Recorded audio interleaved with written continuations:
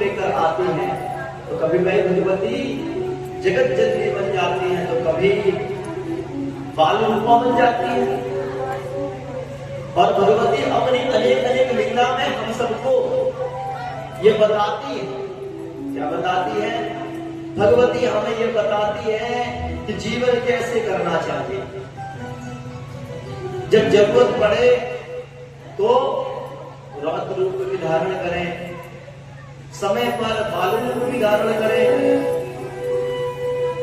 और जिस प्रकार से भगवती अपने अनेक अनेक रूपों से, अनेक अनेक लीलाओं से लीला करती है, और उन रूपों को हम श्रवण करते हैं। उस श्रवण कर उन रूपों का ध्यान, उन रूप, उन गुणों का हमें अपने अंदर उतारना चाहिए। यदि हमने जीवन में कथा का श्रवण किया तो श्रवण करने के पश्चात उस कथा को हमने यदि ग्रहण नहीं किया तो मानो अभी तक हमने कथा श्रवण नहीं की। इसलिए ये भाव बना। कल कथा क्या श्रवण कर रहे थे आप सब? सुड़गांव वाले क्या कथा सुन रहे थे कल? हाँ,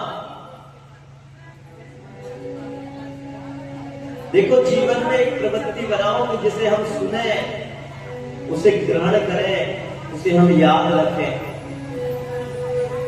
मनुष्यों का तो काम है भूल जाना, लेकिन उसे भूले ना। संसार की समस्त बातों को याद हम रखते हैं, लेकिन जिस चीज को हमें याद रखना उसे याद नहीं रखते। क्यों? क्योंकि हम बैठे तो होते हैं कथा स्थल पर, लेकिन हमारा मन और ध्यान कहीं और लगा रहता है, दुनियादारी के चक्कर में लगा रहता है, मन स्थिर नहीं रहता। और जिसका मन स्थिर रहेगा कथा में, तो उसे कथा श्रवण करने का पूर्ण फल मिलेगा। और मन को स्थिर करने का उपाय क्या है? मन को स्थिर करने का उपाय केवल और केवल क्या है? भगवती की कथा का अधिक से अधिक श्रवण करना। कथाओं का जब अधिक से अधिक श्रवण करते हैं तो एक एक कर जिन बातों को हम श्रवण करते जाते हैं तो धीरे धीरे धीरे धीरे करके हमारे मस्तिष्क पटल पर अच्छा हमारे मन में वह बात आ जाती है। तो जब वह बात मन में स्थिर हो जाती है तो उस बात को हम अपने जीवन में उतारने लगते हैं। इसलिए मन को स्थिर करने के लिए अधिक से अधिक कथा सुने, अधिक से अधिक नाम जप करें। ये स्थिरता बनाए। खेलना बच्चों का स्वभाव है, काम करना जीवन चलाने के लिए ये जरूरी है, लालन पालन करना ये भी जरूरी है, ये सब इस शरीर के लिए जरूरी है। लेकिन इससे भी ऊपर जो जीव है उसके लिए क्या जरूरी है? भगवान की कथा, भगवती की कथा, भगवती का नाम। इसलिए ये बनाए कि हम अधिक से अधिक कथा का श्रवण करें।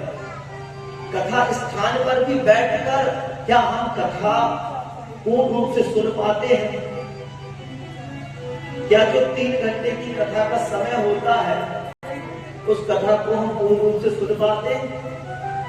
उस कथा के समय में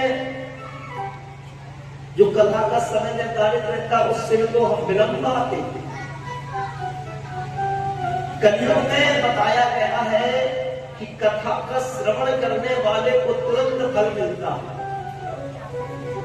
बहुत सारे लोग ऐसे होते कहते हैं हमने सुना है कि कथा का फल मिलता है।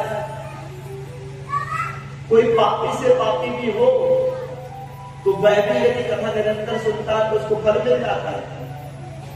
लेकिन बहुत सारे लोग रहते हैं जो कथा कराते हैं, सत्यनारायण भगवान की कथा कराएंगे, 16 सोमवार की कथा कराएंगे, वैभव लक्ष्मी का व्रत कराएंगे, जगदम्बा की कथा सुनेंगे, नवरात्र व्रत कथा सुनेंगे, नवरात्र में देवी भागवत श्रवण करेंगे, शिवरात्रि में शिव महापुराण कथा का श्रवण करेंगे। लेकिन कहते क्या है कि हमारा जीवन तो पहले जैसा था आज भी वैसे ही है। तो इसका मतलब ये समझ जाइए क्या कि अभी तक कथा को श्रवण नहीं किया, क्योंकि कथा में स्पष्ट लिखा है। क्या लिखा है?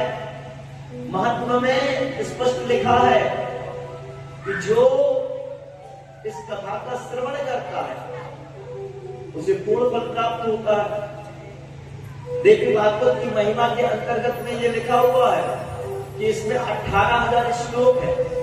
18,000 श्लोकों का जो प्रतिदिन पान करता है, तो सबके बस की बात नहीं कि 18,000 श्लोक प्रतिदिन पढ़ ले। तो उसमें इतना सरल बना दिया गया कि कुछ अध्यायों का श्रवण करें या उनका गायन करें,